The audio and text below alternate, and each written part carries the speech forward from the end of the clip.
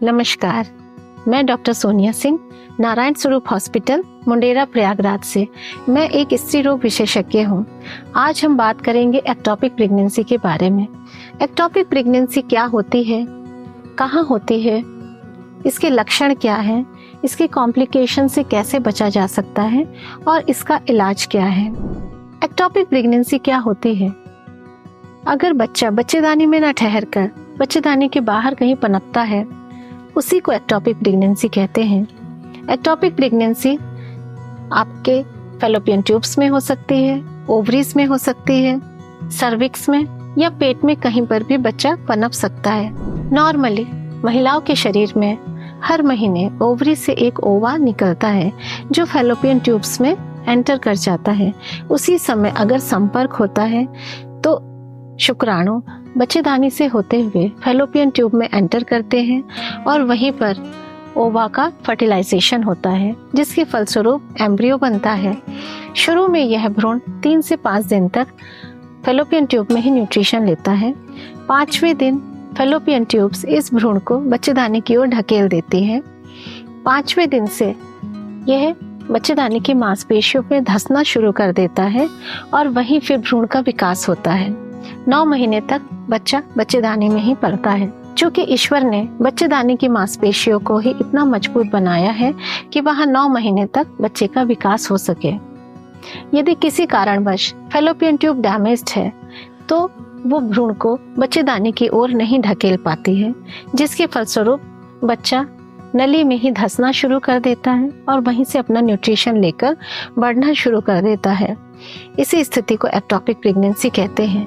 परंतु fallopian tube चूंकि बहुत पतली दीवार की होती है, धीरे धीरे लगभग 1.5 से 2 महीना भ्रूण का विकास होने के बाद फैलोपियन ट्यूब फट जाती है और जिसके फलस्वरूप काफ़ी ब्लीडिंग होती है और महिला का पूरा ब्लड उसके पेट में भर जाता है। पेशेंट की हालत अत्यंत क्रिटिकल हो जाती है। एक्टोपिक प्रेगनेंसी होने के चांसेस किस में ज़्यादा होते हैं? फैलोपियन ट्यूब किसकी डैमेज हो सकती है?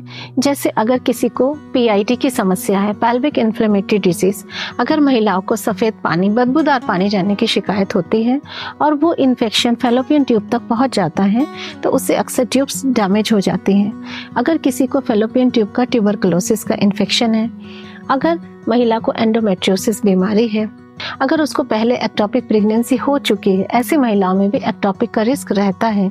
अगर किसी महिला की ट्यूब लंबी है, जो जन्मजात लंबी होती है। एक्टोपिक प्रेगनेंसी के लक्षण क्या हैं? जैसे नॉर्मल प्रेगनेंसी में पीरियड्स मिस होते हैं, उसी तरह एक्टोपिक में भी पीरियड मिस होते हैं। शुरुआती दौर में एक्टोपिक और नॉर्मल प्रेगनेंसी को डिफ्रेंशिएट नहीं किया जा सकता। उसी तरह से हल्का पेट में दर्द हो सकता है, परंतु एक्टोपिक प्रेगनेंसी में पेट के दाएं या बाएं और पेड़ों में दर्द होगा। हल्की वेजाइनल ब्लीडिंग भी हो सकती है।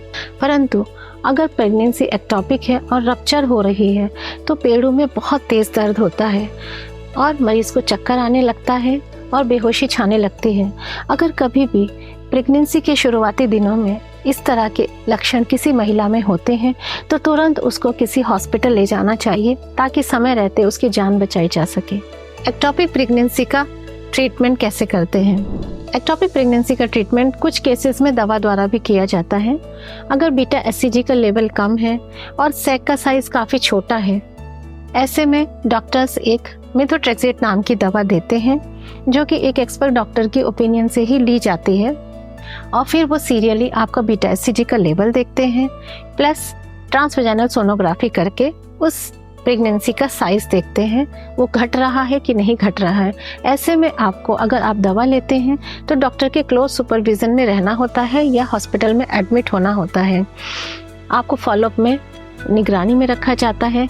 अगर ये मेथड फेल हो जाता है तो आपको सर्जरी करानी पड़ती है। दूसरा, इसका इलाज होता है ऑपरेशन द्वारा।